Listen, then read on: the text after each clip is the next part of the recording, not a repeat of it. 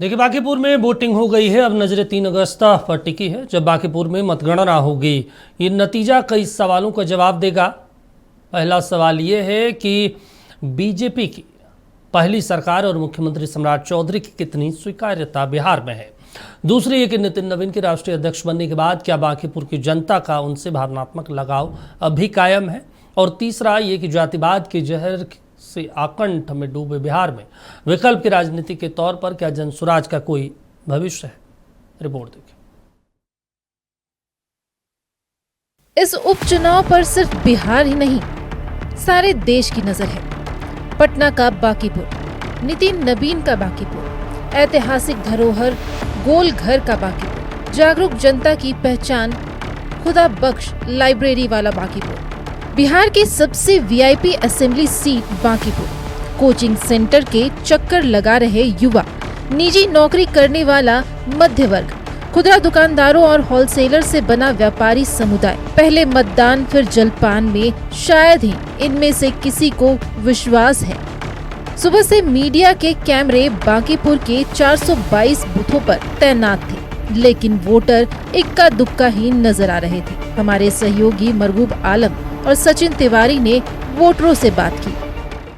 देखिए, विकास का मुद्दा तो हमारी बीजेपी के नेतृत्व में ही होगी। अगर विकास कुमार जी भी आते हैं तो विकास वही रहेगा जो बीजेपी में रही है, और आगे हर मुद्दों पे, जैसे कि युवा भी हमारे बहुत सारे मुद्दाओं को लेकर वो चिंतित हैं, तो उन मुद्दाओं पे भी जैसे कि हमारे मोदी सरकार उस चीज़ पे कार्रवाई भी कर रहे हैं और आगे भी होगी ही। तो विकास तो जारी है, विकास चल रहा है। लोग अपने मताधिकार का प्रयोग करेंगे, अभी समय है। हम लोग जो जिला प्रशासन की ओर से और चुनाव आयोग के द्वारा प्रयास किया जाता रहा है, लोगों को जागरूक किया गया है। और बांकीपुर की जनता तो प्रबुद्ध जनता है, प्रबुद्ध नागरिक हैं, और वो जो वोटर्स हैं उनको हमको नहीं लगता है कि कोई अलग से कोई जगाने की जरूरत है। सब लोग जगे हुए हैं और उन लोग अच्छे से मतदान कर रहे हैं। बांकीपुर के इस उपचुनाव में बीजेपी की शाख दांव पर है, क्योंकि राज्य में बीजेपी की पहली सरकार का ये पहला चुनाव है। और हो भी क्यों ना, ये सीट बीजेपी के राष्ट्रीय अध्यक्ष की है, और ये चुनाव जंतर मंतर पर जेनजी के कामयाब आंदोलन के बाद आया है। लिहाजा पार्टी और सूबे की सरकार इस उपचुनाव की अहमियत से पूरी तरह वाकिफ है और मतदाताओं के बीच अपने कैंडिडेट के लिए अनुकूल माहौल बनाने की कोशिश करती नजर आई। हम बांकीपुर में भारतीय जनता पार्टी के उम्मीदवार नीरज सिन्हा को ही कमर पर बटन दबा के वोट करेंगे, और वोट करने का काम लगातार हो रहा है। पूरे हमने रिपोर्ट ले लिया है, हर जगह उत्साह के साथ लंबी लंबी लाइनें लगी हुई है, और सब लोग शांतिपूर्ण ढंग से मतदान में भाग ले रहे हैं, और सब लोगों का बटन कमल पर ही दब रहा है। अपना अधिकार का प्रयोग किए हैं। हम क्योंकि इसी विधानसभा के हैं तो हमने अपना अधिकार का प्रयोग किया है, अपने अधिकार। और सभी लोग को कहेंगे कि पूरे बांकीपुर की जनता जो है ये विधानसभा की, ये आकर के अपना अधिकार का प्रयोग करें। पिछले बार 39% ही हमारा वोटिंग परसेंटेज रहा था, इसको कम से कम 60% पे 65% पे ले जाना चाहिए। पिछले साल 6 नवंबर को बिहार में असेंबली के लिए वोटिंग हुई तो कुम्हरार के बाद यहाँ सबसे कम 40.97% वोटिंग हुई थी। इस बार वोटिंग की रफ्तार पिछले साल की तरह ही सुस्त नजर आई। पूर्व केंद्रीय मंत्री सीपी ठाकुर और नवादा के सांसद विवेक ठाकुर ने बिहार राज्य पुस्तकालय प्राधिकार डाक बंगला मतदान केंद्र पर मतदान किया, जबकि पूर्व केंद्रीय मंत्री रविशंकर प्रसाद ने पटना वुमेन्स कॉलेज के बूथ पर मतदान किया। प्रशांत किशोर ने आरोप लगाया है कि बीजेपी और पुलिस जनसुराज के कार्यकर्ताओं को परेशान कर रही है। उत्तरी कृष्णापुरी में पुलिस के सामने जनसुराज और बीजेपी कार्यकर्ताओं के बीच धक्का मुक्की और गाली गलौज देखने को मिला। जनसुराज कार्यकर्ताओं ने आरोप लगाया कि बीजेपी के पूर्व प्रत्याशी बंटी बूथ पर दबंगई कर रहे थे और लोगों को वोट डालने से रोक रहे थे। चाहते हैं कि जो हमारे इनका कोशिश है लोकल लीडर्स को उठा लेना ताकि वोटिंग ना हो पाए, बस यही ये कर रहे हैं। वैसे जो थे पूरा टीम था, 40-50 लोग थे, सारे पुलिस वाले थे, एकदम जैसे पब्लिक का कोई इज्जत नहीं है। मैं अभी अकेले जब गई हूँ तो वहाँ कोई नहीं था। कौन निकालता, हम रोड पे थोड़ी बैठे थे, हम मीठापुर में भी एक मतदान केंद्र पर हंगामा हुआ। यहाँ एक बार फिर बीजेपी और जनसुराज के समर्थक आमने सामने आ गए। हंगामे के बाद पुलिस मौके पर पहुंची और काफी मशक्कत के बाद दोनों दलों के समर्थकों को काबू किया। बांकीपुर में पुलिस लाइन के 106, 107 और 108 नंबर मतदान केंद्र पर भी भारी हंगामा हुआ। जनसुराज के कार्यकर्ताओं का आरोप था कि यहां मतदान को प्रभावित करने की कोशिश की जा रही है। भारी शोर शराबे और हंगामे के बाद आखिरकार पुलिस यहां पहुंची, तब जाकर मामला शांत हुआ। बांकीपुर उपचुनाव के लिए चुनाव आयोग पूरी तरह चाक चौबंद नजर आया। कंट्रोल रूम में अधिकारियों की टीम लगातार हालात पर नजर बनाए हुए है। जेनजी वोटर, युवा वोटर, बुजुर्ग वोटर, महिला वोटर बांकीपुर में वोटर अपने हर रूप में नजर आए।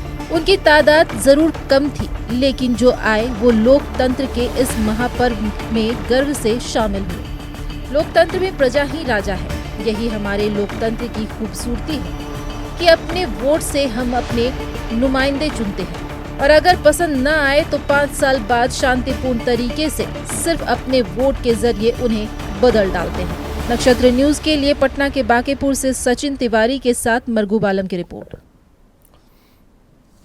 चलिए टू द पॉइंट में चर्चा कर लेते हैं बांकीपुर में क्या कुछ होने जा रहा है, क्योंकि अब जो तमाम लोगों की राय थी जो वोट के जरिए अपने मताधिकार का प्रयोग कर उन्होंने ईवीएम में अब अपना मत डाल दिया है। इंतजार करना होगा 3 अगस्त का। हमारे साथ 4 खास मेहमान हैं, परिचय करवा देते हैं। डॉक्टर कमलदेव नारायण शुक्ला जी हैं, कांग्रेस पार्टी से हैं, और इंजीनियर दीपक कुमार जी हमारे साथ जनसुराज से दिख रहे हैं। डॉक्टर राकेश रंजन जी हैं राष्ट्रीय जनता दल से, और भारतीय जनता पार्टी से शशि रंजन जी भी हैं। स्वागत आप चारों का। और सबसे पहले शशि रंजन जी, आप ही से सवाल है। वोटिंग पैटर्न कम हुआ, तेजस्वी जी कह रहे हैं किला उखड़ गया बीजेपी का। 41 साल वाला जो आप लोगों ने किला बनाया था वो ध्वस्त हो गया। तेजस्वी यादव जी को 3 तारीख के जो है ना, जब वोटों की गिनती होगी तो राष्ट्रीय जनता दल की क्या स्थिति होगी। फर्स्ट पर सेकंड पर रहते हैं कि थर्ड पर रहते हैं, पहले राष्ट्रीय जनता दल के कार्यकर्ता उनसे जवाब मांगेंगे। भारतीय जनता पार्टी के मतदाताओं ने चुनाव लड़ा भारतीय जनता पार्टी के उम्मीदवार के लिए जी, और पूरा मतदान आप देख लीजिएगा। 3 तारीख के डिबेट पर सबको बैठाइएगा, मैं आज आपको कह दे रहा हूँ। ये जनसुराज भी भाग खड़े होंगे और राष्ट्रीय जनता दल के प्रवक्ता और जनसुराज के प्रवक्ता कहेंगे कि शासन और प्रशासन ने ये ईवीएम को हैक कर लिया। वो तो अभी भी कह रहे हैं शासन प्रशासन के दम पे आप चुनाव जीतना चाह रहे हैं। कल रात का आपने ड्रामा देखा होगा किस तरीके से एक एसएचओ के साथ मिले हुए थे। भाई इनको जनता पर विश्वास नहीं है, इनको आरोप लगाना काम है। जब इस देश के अन्य राज्यों में दूसरी पार्टियां सरकार बना लेती है तो वहां ईवीएम हैक नहीं होता है, लेकिन भारतीय जनता पार्टी जहां जीतती है तो वहां ईवीएम इन लोगों को हैक होने लगता है। मतलब उस इलाके में इनको वहां के जनता पर विश्वास नहीं है। उसी तरह से बांकीपुर सीट पर एक तरफा भारतीय जनता पार्टी का नेता चुनाव जीत रहे हैं। चलिए ठीक है। डॉक्टर राकेश जी भी हमारे साथ हैं। दावे के साथ 3 तारीख को इन लोगों को रखिएगा और फिर उसी तरह से ऐतिहासिक। नहीं, आप तो जिस तरीके से चैलेंज कर रहे हैं, पता चले उस दिन मैं आपको बुलाऊं आप ही ना आए, ऐसी स्थिति कहीं बन गया तो फिर भारी दिक्कत हो जाएगी ना।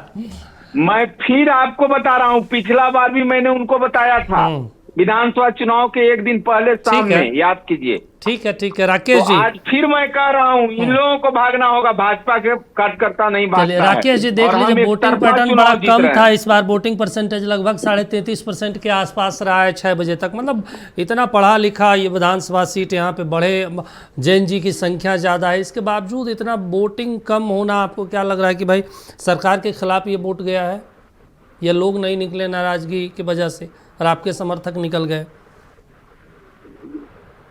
जी दीपक भाई, सबको मेरा नमस्कार जी। शशि भाई जो बता रहे हैं, इतना कॉन्फिडेंट तो आजकल प्रधानमंत्री भी नहीं है। चेहरा काला पड़ा हुआ है देख करके उनके खिलाफ जो पूरे देश में माहौल है। और रही बात वोट परसेंटेज का, तो वोट परसेंटेज चुनावों में लो रहता ही है। और बीजेपी के वोटर इतने नाराज हैं क्योंकि इन लोगों ने तो उनको कहीं मुंह दिखाने लायक रखा नहीं, ना खुद एक भी मुद्दा है इनके पास, तो शायद वो नहीं निकले होंगे। दूसरी बात, मैं बहुत जनरल परसेप्शन में बोल रहा हूँ दीपक भाई, कि जो बाई इलेक्शन का जो जनरल आम जनता में जो थिंकिंग है ये होते रहती है। 2014 के पहले ऐसा होते रहता था कि लोग सोचते थे कि ठीक है, 1-2 सीट है और दूसरा कोई जीत के करेगा भी क्या, तो जनता नहीं निकलती थी और सारी चीजें होती थी।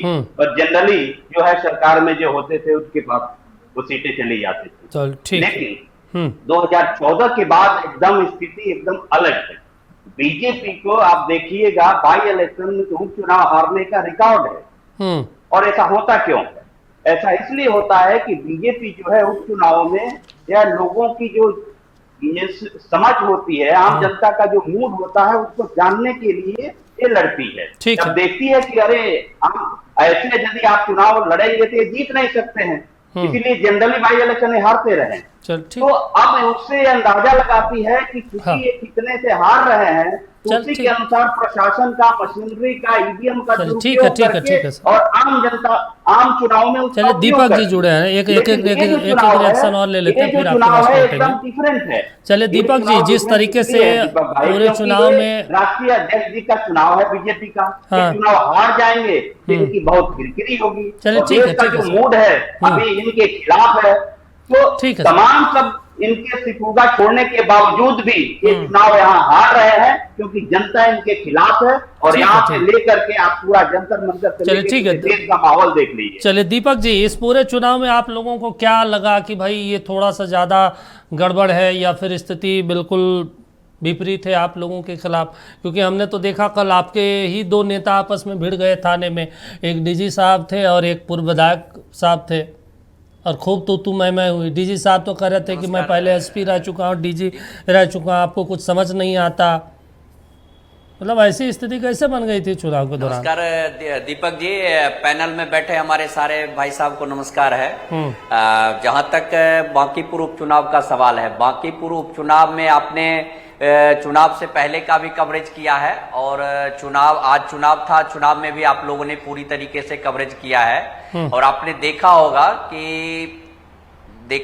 कि पूरी बांकीपुर की जनता सुबह से ही जनसुराज पार्टी के समर्थन में घर से बाहर निकल के आई है और अच्छे खासी संख्या में मतदान किया है। जहां तक बांकीपुर में मतदान का प्रतिशत का सवाल है तो थोड़ा कम प्रतिशत हुआ है, लेकिन इसमें जो है सो अधिकतर मत जो है सो हमारे पक्ष में है। भारतीय जनता पार्टी की सरकार की स्थिति परिस्थिति देखते हुए और जिस तरह बिहार को इन्होंने नारकीय स्थिति में धकेल दिया है और सम्राट चौधरी जी की सरकार ने जिस तरह से पूरी जनता को जिस तरह से परेशान करके इन लोगों ने रखा है, चाहे छात्र आंदोलन में उसकी बानगी देखने को मिली हो या अलग अलग भरत तिवारी हत्याकांड, बंटी यादव हत्याकांड या अन्य अपराधों में देखने को मिला हो। इसके कारण इनके जो वोटर थे वो निकले ही नहीं घर से और अधिकतर वोट जो है सो हमारे पक्ष में गए हैं। बांकीपुर की जनता ने श्री प्रशांत किशोर जी को आने वाले समय में आगामी विधायक के रूप में चुनाव कर लिया है। जहां तक सवाल है, आपने जनसुराज पार्टी के बारे में बताया, तो जनसुराज पार्टी पिछले 3-4 महीने से पूरे बांकीपुर उपचुनाव में तैयारी कर रही थी और बांकीपुर की जनता की मांग पे हमारे नेता श्री प्रशांत किशोर जी चुनाव लड़ने के लिए उम्मीदवारी को स्वीकार किया आए हैं और हमने पूरे दमखम के साथ इस उपचुनाव को लड़ा है। और जनसुराज पार्टी और हमारे प्रणेता श्री प्रशांत किशोर जी के दमखम के कारण ही जो भारतीय जनता पार्टी का अवैध किला जिसको ये बता रहे थे और वो आज के चुनाव में ढह गया है और 3 तारीख को इसकी परिणति आपको सामने देखने को मिलेगी। कमलदेव जी, कांग्रेस पार्टी पूरे खामोश रही इस पूरे चुनाव में, आपको लग रहा है कांग्रेस ने आरजेडी को साथ नहीं दिया जिसका नुकसान उठाना पड़ेगा महागठबंधन को? सुमन जी, पिछली बार भी मैं आपको कहा था जी कि कांग्रेस का टारगेट है कि बीजेपी चुनाव हारे, एनडीए चुनाव हारे। दूसरी बात मैंने कहा था कि वहां की जनता के साथ कांग्रेस है, उसी स्टैंड पर कांग्रेस थी। और आप जो अभी शशि भाई कह रहे थे, तो जिस कॉन्फिडेंस के साथ शशि भाई कह रहे थे जी, हमको लगा कि वो उनको जनादेश पर भरोसा नहीं है, ज्ञानादेश पर ज्यादा भरोसा है। अब रही बात चुनाव में परसेंटेज कम होने का, तो निश्चित रूप से यह सत्ताधारी दल के लिए शर्म की बात है, क्योंकि बांकीपुर माने पटना में 2 इंजन की सरकार नहीं है, 3 इंजन की सरकार है।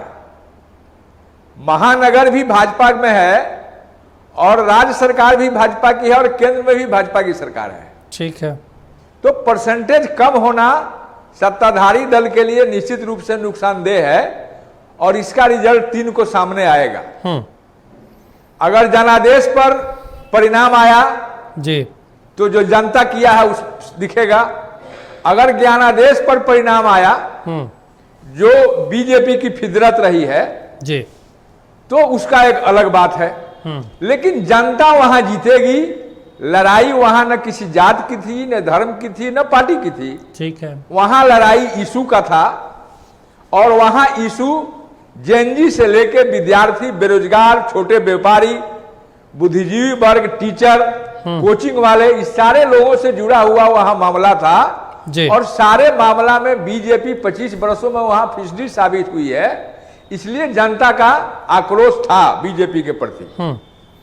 जहां तक अभी बीजेपी के कोई नेता कह रहे थे, रामकृपाल जी, कि बहुत लंबी लंबी कतारें लगी हुई थी। रामकृपाल जी यहाँ के अस्थायी निवासी हैं, लेकिन जब उनकी राजनीति शुरू हुई थी लगभग उसी अराउंड हम लोगों का भी राजनीति शुरू हुआ था। ठीक है, हम लोग भी पटना यूनिवर्सिटी में थे और जो बीजेपी को विगत हम लोग 20-25 साल में देखे हैं, एक बूथ का उदाहरण आपको हम दे रहे हैं। हिंदी साहित्य सम्मेलन वाले बूथ पर बीजेपी का कतार लगा रहता था और इस बार जो वोटर आ रहे थे उसमें हमको नहीं लगा कि बीजेपी के कोई वोटर थे। चलिए, मतलब आप मानते हैं कि महागठबंधन निकाल रहा है ये सीट या जनसुराज पार्टी? बिल्कुल बीजेपी के खिलाफ रिजल्ट आएगा। नहीं, वो तो ठीक है, तो आरजेडी के फेवर में आएगा या जनसुराज का, ये तो बता दीजिए सर। सुमन जी, मैंने तो कहा कि हम जनता के साथ है, जनता के मैंडेट के साथ है और जनता वहां बदलाव चाहती थी। हम बदलाव के साथ थे और बदलाव वहां दिख रहा है। रिजल्ट 3 को वही आएगा। आप देखिएगा बदलाव। आप मतलब महागठबंधन में है, फिर भी आप खुल के स्पष्ट नहीं कह पा रहे हैं कि आरजेडी का उम्मीदवार जीत कर आएगा। अरे दीपक जी, अब आपको स्पष्ट नहीं समझ में आ रहा है तो हम क्या बताएं? आप नाम लेने से भी कतरा रहे हैं ना। बीजेपी को तो आप मौका दे रहे हैं। बीजेपी देखिए, शशि जी मुस्कुरा रहे हैं कि आप नाम भी नहीं ले पा रहे। बताइए चुनाव में कितना मदद किए होंगे? अरे दीपक जी, हम क्या देंगे बीजेपी को मौका? बीजेपी तो अपने नीतीश जी का एआई वीडियो निकाल के और प्रचारित कर रही है। आज भी वो महसूस कर रही है कि नीतीश जी को भले हम बाईपास भेज दिए, लेकिन बिना नीतीश जी का बीजेपी भयभीत है। इस देश के लिए सुमन जी सबसे बड़ी बात है कि बीजेपी के नेता और बीजेपी के सरकार सड़क से लेकर सदन तक भयभीत है। उनका भय, आंतरिक भय दिखाई दे रहा है। यह लोकतंत्र के लिए शुभ है और आने वाले दिन में डेमोक्रेसी सुरक्षित रहेगी और बीजेपी से इस देश को निजात मिलेगा और उदाहरण बांकीपुर बनेगा। चलिए ठीक है शशि जी, एक महत्वपूर्ण चीज हम आपसे समझना चाहते हैं और फिर राकेश जी के पास जाएंगे। जो इस पूरे चुनाव में हमने देखा, थाने में कांड, 20-20 लोगों को, जनसुराज के नेताओं को आप लोगों ने उठवा लिया, आपकी सरकार ने उठवा लिया। आपको लग रहा था कि भाई जब सब कुछ सामान्य है आप लोगों के लिए, फिर ऐसी चीज़ें तो करने की ज़रूरत नहीं थी। आप लोगों ने करके एक माइलेज दे दिया प्रशांत किशोर को। देखिए, एक बात जान लीजिए, यह कोई काम पार्टी का नहीं होता है कि हम जनसुराज के कार्यकर्ता को उठा लेंगे। ये प्रशासन का होता है और चुनाव आयोग सर तो कोई कार्यकर्ता नेता थोड़े उठाता है। साहब का फोन आ जाएगा ऐसे भाई दीपक जी, मेरी बात, भाई नेता सम्राट जी खुद थोड़ा जाएंगे हाथ खड़े लेके दीपक जी। सुन लीजिए, तब हम भाई कमल देव जी को जवाब भी देंगे, उनका भी हम सुने हैं। तो सबसे बड़ी बात होता है कि जो इनपुट मिलता है प्रशासन को कि जो लोग गड़बड़ी कर सकते हैं वो आतंक फैला सकते हैं, मतलब उस आधार हाँ। पर कुछ लोगों की गिरफ्तारियां होती है। ठीक। सुन लीजिए मेरी बात को, तब आप बोलिएगा। हाँ हाँ तो सबसे बड़ी बात है कि देखिए, यहाँ जो कह रहे हैं कि सत्ताधारी दल के लोग डरे हुए हैं, सत्ताधारी दल के लोग नहीं डरा हुआ है, एक सेकंड के लिए भी सत्ताधारी दल के लोग नहीं डरा हुआ है। पार्लियामेंट से जनता, भारतीय जनता पार्टी, हम मुस्कुरा रहे हैं और आप कमल देव भाई परेशान हो गए हैं। लगता है कि आप ही डरे हुए हैं। मत डरिए, मेरी सरकार पर भरोसा रखिए, कहीं नहीं डरे हुए हैं। रखेंगे। अरे आप तो पहला निर्भीक आदमी है, जिसको जंगल राज कहते हैं, आप वहाँ भी हम खुलेआम चलते थे। आप तो महाजंगल राज है। आपको सुरक्षा की गारंटी हम देते हैं। देखिए, हम लोग सुरक्षा, हमारी सरकार ऐसी सरकार है सुरक्षा प्रहरी जो है सुरक्षा देने का काम करती है।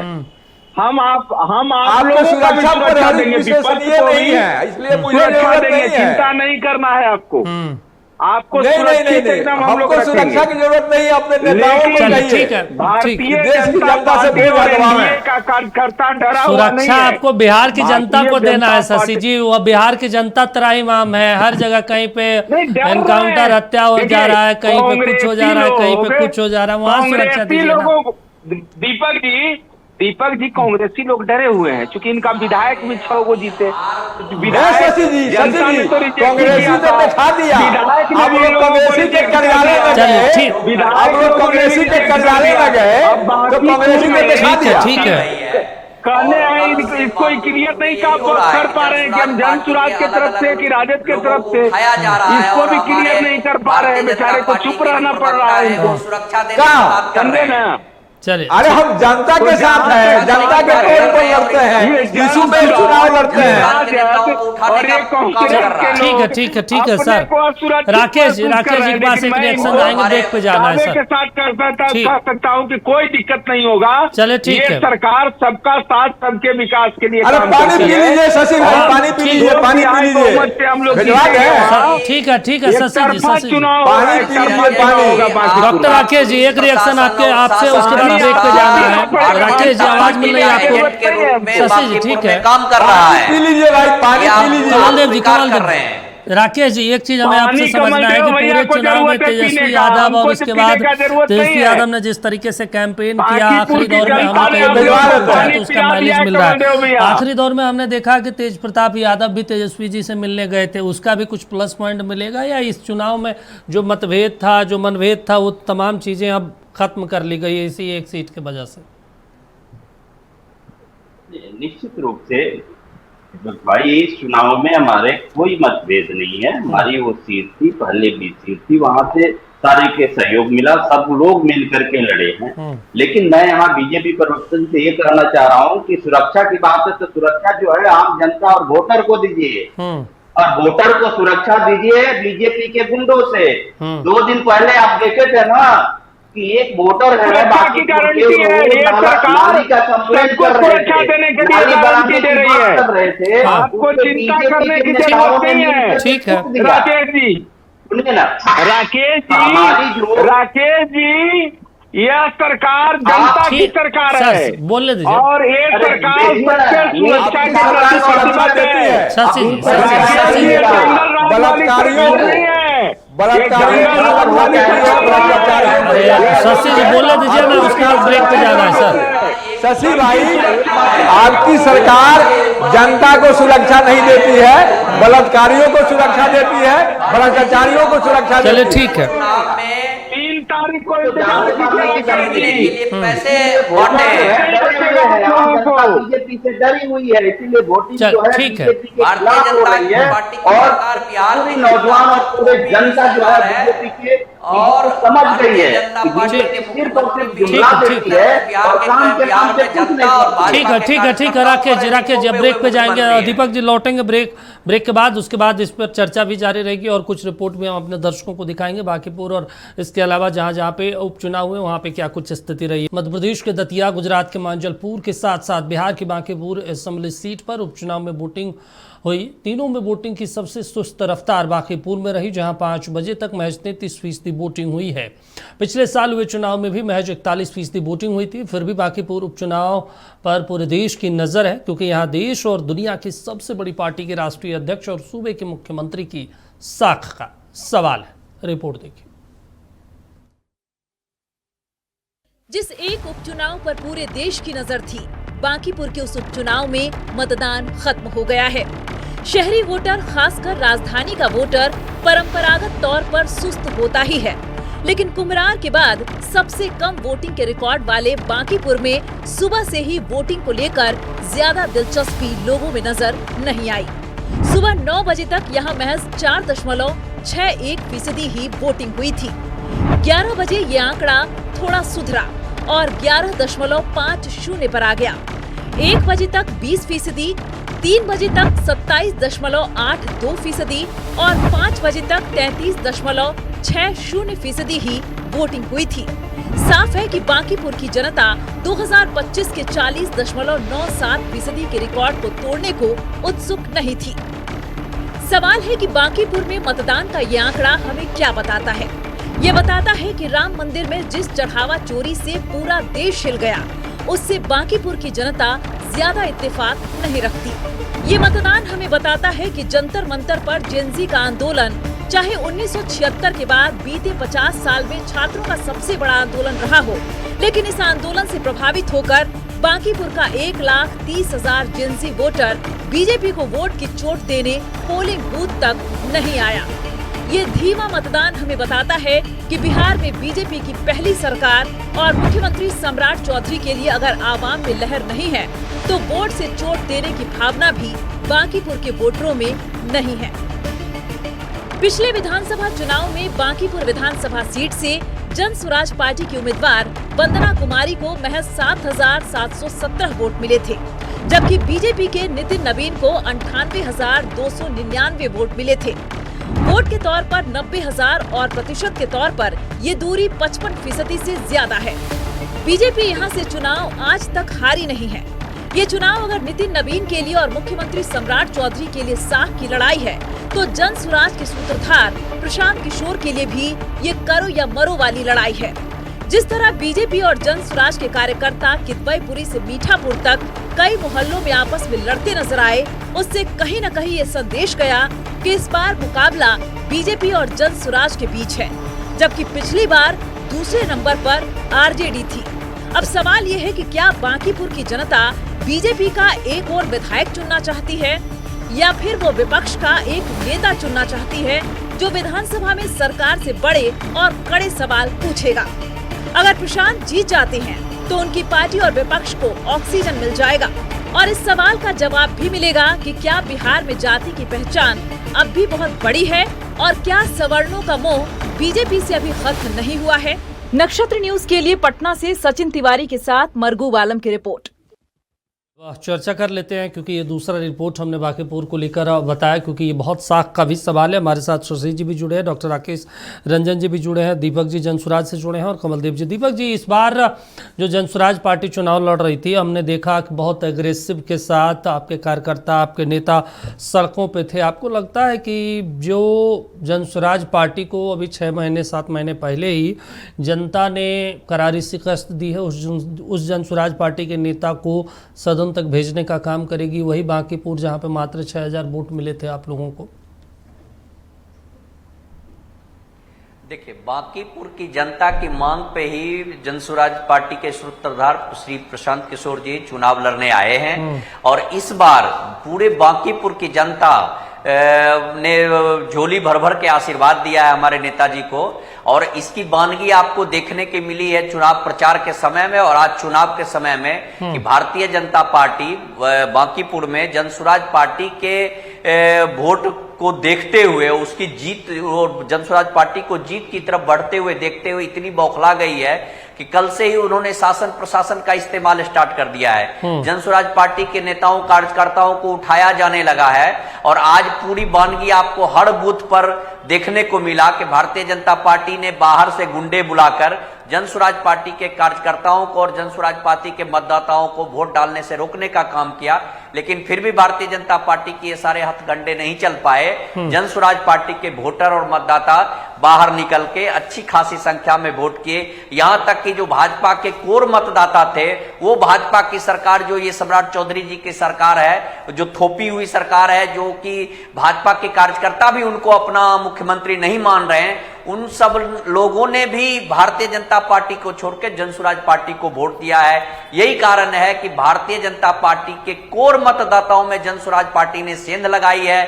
साथ में बाकी विपक्ष के जितने सारे मतदाता लोग थे वो भारतीय जनता पार्टी को हराने के लिए जनसुराज पार्टी का समर्थन कर रहे हैं। और यदि आपके जो कॉरेस्पोंडेंट है वो यदि अलग अलग बूथ पर गए होंगे तो उन्होंने इस बात को समझा होगा, देखा होगा कि क्रॉस द लाइन, जाति से ऊपर उठकर, धर्म से ऊपर उठकर, पार्टियों से ऊपर उठकर अधिकतर मतदाता सिर्फ और सिर्फ बदलाव की बयार के लिए बांकीपुर में वोट डालने के लिए बाहर निकले थे और उन्होंने जनसुराज पार्टी का समर्थन किया है, श्री प्रशांत किशोर जी को वोट दिया है। जबकि भाजपा के जो भी कार्यकर्ता थे मायूस होकर घर में बैठे हुए थे। क्यों? क्योंकि इस सरकार से उनको कोई उम्मीद नहीं रही है और इस तरह की सरकार से वो भी बहुत नाखुश हैं। यही कारण है कि अधिकतर वोट जनसुराज पार्टी के पक्ष में गया है और जनसुराज पार्टी को 3 तारीख को मतगणना के बाद विजय मिलने की पूर्ण उम्मीद है और आगे बांकीपुर के विधायक श्री प्रशांत किशोर जी होंगे। चलिए ठीक है कमलदेव नारायण जी। कमलदेव जी, एक और महत्वपूर्ण है, जब हमारे सहयोगी वहाँ पे जा रहे थे, लोगों से बातचीत कर रहे थे, तो एक सवाल था मुख्य रूप से और जो लोग बता भी रहे थे कि भाई अगर हमने भारतीय जनता पार्टी के उम्मीदवार को जिता भी दिया तो सरकार की सेहत पे कोई फ़र्क नहीं पड़ेगा और अगर महागठबंधन के भी उम्मीदवार को हमने जिताया तो कोई ज़्यादा फर्क नहीं पड़ने वाला है, ना वो सरकार में आ रहे हैं ना वो विपक्ष से चले जाएंगे। तो ऐसे में एक ऐसा चेहरा लाया जाए, सदन में भेजा जाए बहुत जो बेबाकी से रखें और एक विपक्ष के तौर पर अपनी बातों को बहुत मजबूती तरीके से सरकार के समक्ष रखे, ये आप लोगों को भी सेंटिमेंट नजर आया वहाँ उस क्षेत्र में? मैंने तो पहले भी कहा कि वहाँ की जनता बदलाव चाहती है और आपने कहा कि महागठबंधन के साथ आप हैं कि नहीं हैं, तो इसका एक ही जवाब है कि हम बदलाव के साथ है और महागठबंधन का भी लक्ष्य बदलाव है। एनडीए हारे, भाजपा हारे, तो वहां ये दृश्य दिखाई दे रहा है जी। और आप देखिए, जहां तक आपने कहा कि सरकार बनने और बिगड़ने का कोई असर नहीं पड़ता है, तो यह तो सर्वविदित है कि एक सीट से सरकार नहीं बन रही है, नहीं बदल रही है। यह माइंडसेट पब्लिक के मन में है और यही कारण था कि जो अंधभक्त बीजेपी कार्यकर्ता हैं उनको भी लगा कि भाई एक सीट हार जाने से हमारे सरकार पर कोई असर नहीं पड़ रहा है, लेकिन जो हठ धर्मिता हमारे पार्टी में आ गई है, जो डिक्टेटरशिप हमारे पार्टी में आ गई है, जो जनमानस के भावना के प्रतिकूल काम करने की मंशा हमारे पार्टी में आ गई है, उसका जवाब इस सीट से दिया जा सकता है। और यही कारण है कि बीजेपी के हार्डकोर वर्कर, जिनको हम अंधभक्त कह सकते हैं, वो भी एग्रेसिव होकर बूथ पर नहीं गए और उनके वोटर नहीं निकले।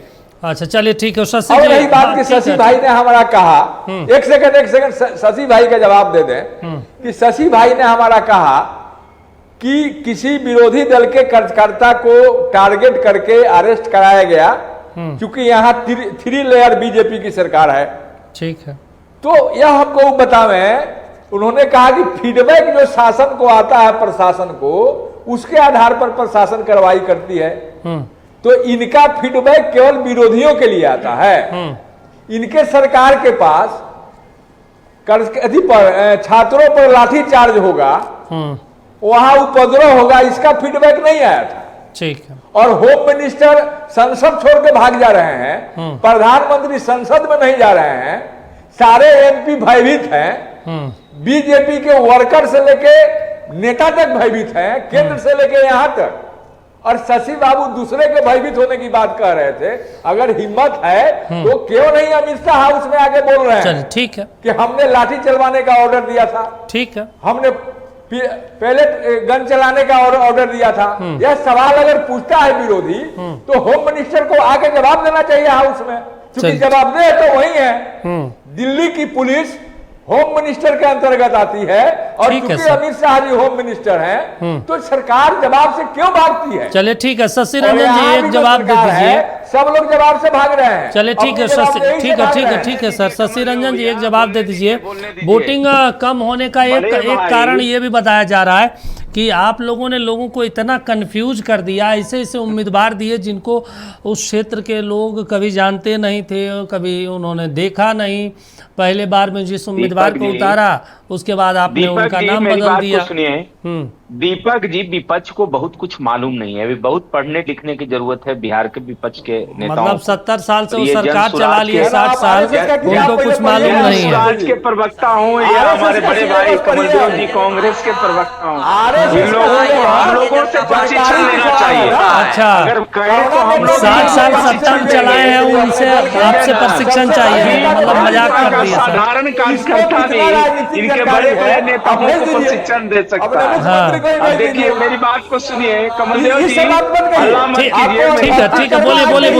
जानकारी नहीं, भाई में जानकारी में आपके हम बोलते हैं, हम बोलते हैं, आप बोलता है, जानकारी की बात कर रहे हैं। अरे आरएसएस का सिलेबस पढ़ी है। ठीक है, बोलिए। ठीक है, बोलिए। बोलने दीजिए दीपक जी भाई, बोला। ये नवीन किशोर सिन्हा जी की मृत्यु हुई थी 2005 में 6 में, तो जब यह सीट पर चुनाव हुआ था तो पता है उस समय कितना पोलिंग हुआ था? पोलिंग उस समय मात्र 16 से 18% का पोलिंग हुआ था उपचुनाव में। ठीक है, उपचुनाव जब हुआ था उनके पिताजी के मृत्यु के बाद, तो 16 से 18% वोट ही मात्र पोलिंग हुए थे इसी बांकीपुर विधानसभा में। ठीक है, तो ये लोग पुराना इतिहास भूगोल पढ़ते नहीं है क्या? मैं वहाँ डोर टू डोर घुमा, 22% हुआ था, उसमें वोट कितना? मैं डोर टू डोर घुमा हूँ। पहले मेरी बात को सुन लीजिए कमलदेव जी, मेरी बात को सुन लीजिए। इसीलिए कह रहे हैं कि आपको बीजेपी के कार्यकर्ताओं से प्रशिक्षण की जरूरत है, विपक्ष के लोगों को भी हम लोग प्रशिक्षण दे सकते हैं। आरएसएस के प्रशिक्षण की आपको जरूरत है। हम तो इतना प्रशिक्षित है कि आपके जैसे सैकड़ों नेता को पढ़ा देंगे। इन लोगों को हमारे भाई बड़े भाई कमलदेव जी को बहुत सी जानकारी नहीं है, इसलिए मैं पहले सुन लीजिए उसके बाद बोलिएगा। तो जब अरे यार सिलेबस भेज देना हम लोग। नवीन किशोर सिन्हा जी की मृत्यु हुई थी तो बहुत कम परसेंटेज वोट पोल हुआ था। तो उपचुनाव होता है, मैं जो उस सीट पर अपना जो मैं घूमा हूँ तो मैं देखा हूँ कि जो बड़ा मकान है, अपार्टमेंट है वहाँ, तो उस अपार्टमेंट में कई अपार्टमेंट में घूमा तो यह महसूस किया कि उस अपार्टमेंट में वोट है 120 वो, और व्यक्ति जानते हैं कैगो मिला हमको? 32 आदमी मिला वहाँ। उस अपार्टमेंट में मात्र 32 आदमी पाए गए। कुछ वोटर वहाँ का क्या स्थिति में है कि कुछ वोटर पहले वो बांकीपुर में वोटर लिस्ट में नाम आ गया, अब वो चले गए गांव के अंदर में, अब गांव में रहते हैं, वो वोट डालने नहीं। लगता है कि यूपी वाला वोटर इस बार नहीं आया है ना? मेरा यूपी वाला वोटर इस बार नहीं आया है। पार्टी के कार्यकर्ता और भारतीय जनता पार्टी के लोगों ने जम के वोट किया है, जनता ने वहाँ का जम के वोट किया है, जो जनता रहता है वहाँ बांकीपुर में। और आप देख लीजिएगा, यही लोग पिटेगा। ये कांग्रेस, ये एकदम मैं बता रहा हूँ, ये कांग्रेस के लोग, हमारे कमलदेव भैया ज्यादा दिन नहीं है, 3 तारीख तो अब ज्यादा 72 घंटा का मामला है। कमलदेव भैया छाती पीटेंगे हमारे। मैंने याद बोल रहा है कि जनादेश बोल रहा है जी, नई पार्टी बने हैं, नई दुल्हनिया आई है, वही वाला हाल है इन लोगों का। और ये बेचारे पिछला चुनाव विधानसभा चुनाव में इन लोगों की जमानत बिहार में नहीं बची और फिर आ गए चुनाव लड़ने। अभी तो सुप्रीम में इनको चुनाव लड़ने आए तो ये भी जमानत जब्त करा के अपना घर वापसी करेंगे, अपना बिजनेस शुरू करेंगे। इनको जनता से क्या मतलब है?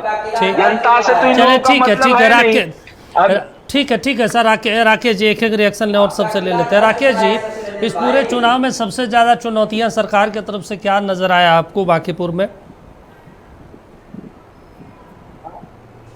दीपक भाई, ये तो सब आप लोग भी दिखाते रहे हैं और जनता भी देखते रही है। अब आप बताइए कि 40 साल से वहां पे विधायक रहने के बावजूद बीजेपी को एक उदाहरण प्रस्तुत नहीं कर पा रही थी, एक मुद्दा नहीं मिल रहा था कि जिसके नाम पे ये कहे कि मैंने ये काम किया है, इसके लिए जनता मुझे वोट दे जी। और रही बात तो बांकीपुर का जो पॉपुलेशन कंपोजिशन है, तो उसमें आप देख लीजिएगा कि कायस्थ और बनिया सबसे ज्यादा वहां है। और बताइए लोगों ने आप जात पात पर वोट नहीं हुआ है, जात पात पर वोट नहीं हुआ, इशू पर वोट हुआ है, पर वोट हुआ है।